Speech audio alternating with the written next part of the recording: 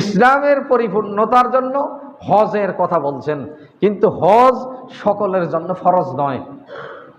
আল্লাহ পাক যাদের সামর্থ্য দিয়েছেন তারা কি করবেন? আল্লাহর ঘর পর্যন্ত, ওয়ালিল্লাহি আলান নাসি হিজ্জুল বাইতি মান ইসতাতা ইলাইহি সাবিলা, যারা আল্লাহর ঘর পর্যন্ত পৌঁছার সামর্থ্য রাখেন তারা যেন সেখান পর্যন্ত যায়। এটা ইসলামের একটা পরিপূর্ণতা, ইসলামের একটা সৌন্দর্য এবং আল্লাহর সঙ্গে একাত্মতা হওয়ার একটা বিশেষ মাধ্যম। জোরে বলি সুবহানাল্লাহ। আবার সামনে হজের খুতবা আমাদের আসবে। এই হজের মাস আসতেছে, আল্লাহ রসুল শাওয়াল মাসকেও হজের মাস বলছেন। আল হজ্জু আশহুরুম মালুমাতুন শাওয়ালুন জিলকদ জিলহজ, এটাও একটা সওয়ালের। এই মাসটাকেও আল্লাহ রসুল হজের প্রস্তুতির মাস বলছেন। তো এখন এই হজের প্রস্তুতি আপনি কেন নেবেন, কেন নেবেন না, এবং কি এটা ভালো কাজের মধ্যে একটা অন্তর্ভুক্ত। আল্লাহ যাদেরকে সামর্থ্য দিয়েছে, অর্থ সামর্থ্য আল্লাহর ঘর পর্যন্ত পৌঁছা, এই সামর্থ্য থাকলে আপনি চেষ্টা করবেন তাড়াতাড়ি যেন আমি যাইতে পারি। জোরে বলি সুবহানাল্লাহ। এখন 6 লাখ বা 7 লাখ হইলে হচ্ছে। এ গ্রেড দেখা যাচ্ছে 7 লাখ কয় হাজার 78,000, বি গ্রেড 6 লাখ 98, এরকম 5,98,000 বা 6 লাখের মতো আনুষঙ্গিক খরচপাতি আছে। তাহলে অনেকের সেই 6 লাখ টাকা বা 7 লাখ টাকা এটা কোনো ব্যাপারই নয়, কিন্তু মনের মানসিকতা সবচেয়ে হচ্ছে ব্যাপার। আবার কারো দেখা যাচ্ছে যোগ্যতাই নাই এগুলো, এখন তারপরে যাই হোক তাও ফির আবার ব্যবস্থা হয়ে যায়। জোরে বলি সুবহানাল্লাহ। তো এটা মানসিকতা আপনার থাকা দরকার।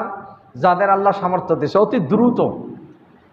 অতি দ্রুত কেন আপনি হজ করেন? আল্লাহ রসুল বলছেন মান আরাদাল হজ্জা ফালিয়ুআজ্জিল, কেউ যদি হজ করার ইচ্ছা পোষণ করে সে যেন তাড়াতাড়ি করে। জোরে বলি সুবহানাল্লাহ। কেন তাড়াতাড়ি? রসুলের হাদিস। কেন আপনি তাড়াতাড়ি করবেন? আপনি জানেন না আগামী দিনে বাঁচবেন কি বাঁচবেন না। টাকা আছে কিন্তু আপনি যাইতে আর পারলেন না, হঠাৎ অ্যাক্সিডেন্ট হয়, আপনি পঙ্গু হয়ে গেলেন। হয়তো আপনার হায়াত আছে, আপনি অ্যাক্সিডেন্ট হইলেন, অ্যাক্সিডেন্ট হয়, অথবা দেখা গেল অ্যাক্সিডেন্ট হয় আপনার 2 পা অকেজ, আপনি ফিটনেস হারাইয়ে ফেললেন, অথবা দেখা গেল আপনি প্যারালাইজড হয়ে গেলেন, আপনি দেখা গেল অসুস্থ, আপনাকে এখন আরেকজনের সহযোগিতা ছাড়া আপনি চলতেই পারেন না। তাহলে টাকা পয়সা আছে, দেখা গেল নিজে যাইতে পারতেছেন না। এই জন্য আল্লাহর নবী বলছেন মান আরাদাল হজ্জা ফালিয়ুআজ্জিল, কেউ যদি হজ করার ইচ্ছা পোষণ করে সে যেন তাড়াতাড়ি করে।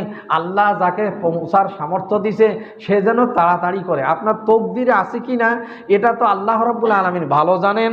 আপনি চেষ্টা করবেন, চেষ্টা করে দেখবেন, যদি আপনার নসিবে থাকে তো আলহামদুলিল্লাহ, আপনি যে কোনো মূল্যে যাবেনই। জোরে বলি আলহামদুলিল্লাহ।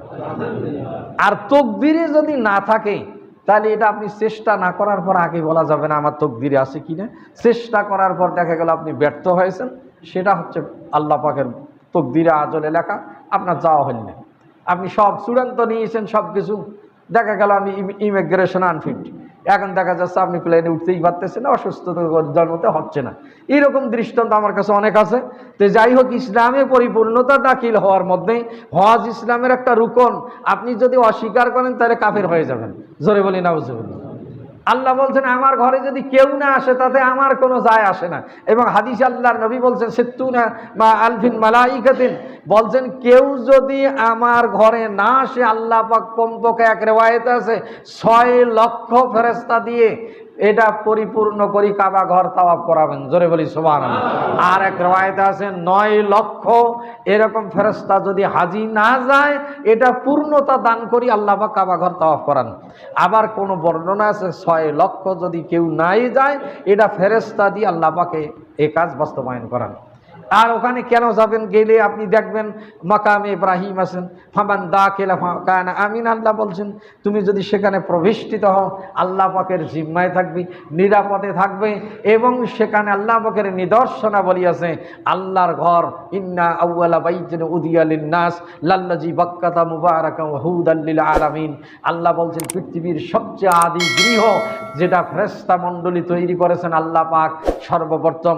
এবং পৃথিবীর এই যে স্তর, জমিনের স্তর, 6ষ্ঠ স্তরের সবচেয়ে শিলা প্রস্তুর, শিলার নিচ থেকে ভিত্তি দেওয়া আছে, যেটা এত মজবুত ভিত্তি পৃথিবীর কোনো ঘর আর দেওয়া হয়নি।